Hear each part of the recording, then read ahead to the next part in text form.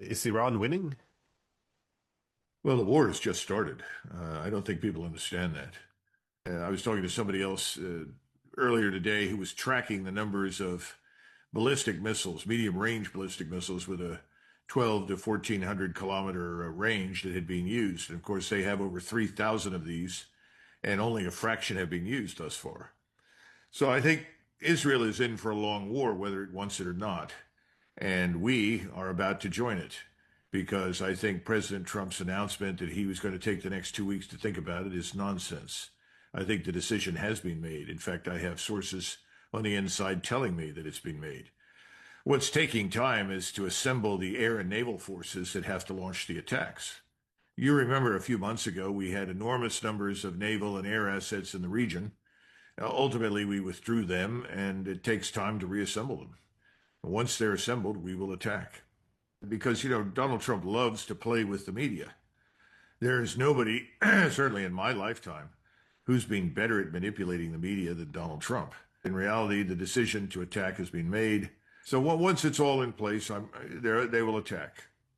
To what extent would America be able to perform? Well, you're coming to an important point. You have Israel, which is on the ropes. Let's be frank. They've seen a substantial portion of the country destroyed. They're not going to admit it, but I think that Netanyahu has been pleading with Trump to get into the game quickly. You've got to come in. We're running out. This time, they victimized Iran. And Iran is different from the other states that they've faced.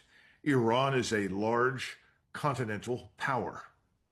The United States is preeminently an air and maritime power. We are not going to commit large ground forces. We don't have them to commit.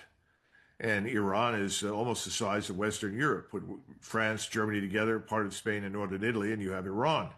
That's an enormous area. You don't mobilize forces and move into a place like that quickly. The Jewish state's hegemony, we think, is in our interest because it involves the conquest and securing of the oil and gas fields in the region. Now, the war against Russia has been lost. Remember, that war was always about removing Putin, ultimately fragmenting Russia, stripping it of its resources, and turning what was left into a vassal state owned largely by the banks in London and in New York City. That failed. That war has been lost. Mr. Netanyahu never harbored any illusions about that. Why did he decide to do what he did? Because he has control of the United States. This has to be understood. Mr. Netanyahu has infinitely more control and influence over the U.S. Congress than President Trump does. And President Trump is effectively his instrument. He's not going to do anything or say anything that Mr. Netanyahu doesn't want him to say.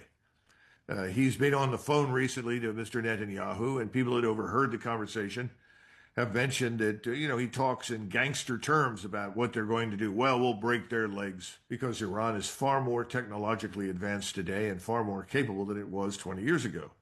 We tend to talk about Iran the way the Israelis do. They treat it as though 46 years have not passed. And Iran is just this backward Muslim state that can be bullied and attacked at will. It's not going to happen because I think the Iranians have some surprises for them. But this is where we're headed. Secondarily, we're talking about damaging these uranium enrichment facilities or nuclear development facilities. I'm not sure we believe that we can destroy them. I think it's very dangerous. I think the whole thing is very complex, and I don't think ultimately it will work. But we will see. In the meantime, the Chinese, the Russians, and others, Pakistanis, and not just those, but other countries have poured assets into Iran to help the Iranians defend themselves. I think some of these will make a difference. So this is no cakewalk.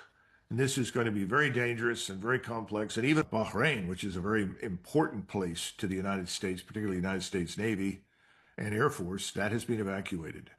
We are not a continental power. Neither is Israel. Israel is a small colony that sits on the Mediterranean. And it is acting as though it's a great power because it has unconditional support from us. Is to become a pariah state all over the world.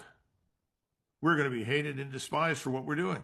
We already are, but it's only going to get worse because the war is going to get worse. Now, you mentioned something else that I think is very important to explore. You said, look at all the pushback in the United States. I don't see it. The American people aren't paying that much attention. The average American is worried about whether or not he can get a six-pack of beer tonight and watch the game on TV. What I'm trying to tell you is optics are one thing, reality is another. President Trump has always been very much about optics. And optics right now in the United States are these magnificent pictures of aircraft carrier battle groups steaming through pristine waters in beautiful sunshine with all these airplanes. But we have learned over many, many decades the ultimate impact of these things is minimal, if any. And again, we go back to the original point. You talked about how do you support this? How do you rearm? How do you replenish? It's very difficult. We're betting once again too much on what the Israelis bet on to begin with, a knockout blow. Big mistake. This is a continental power. It can absorb serious punishment and it will fight back. What happens when we do start to take losses?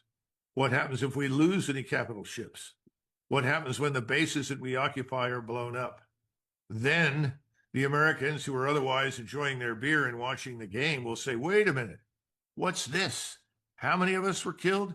Why? What are we doing there? I don't remember being asked about this. Was there any debate in Congress? No.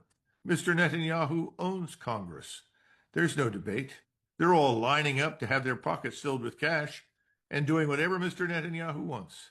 And so is Mr. Trump. At this point, though, do you think the Americans or Israelis could use a tactical nuclear weapon? I think there's a real possibility that in desperation, the Israelis will. And ultimately, there may be voices arguing for that. That's why I mentioned the MRR, minimal residual radiation, low yield nuclear warheads. There could be. I think it's a very serious mistake. I think that's a degree of escalation that we should not move to under any circumstances. But remember, you're dealing with arrogance and self-delusion. That's a dangerous combination that inevitably results in failure. And we are all about arrogance, all about self-delusion. I wish it were not the case, but it is.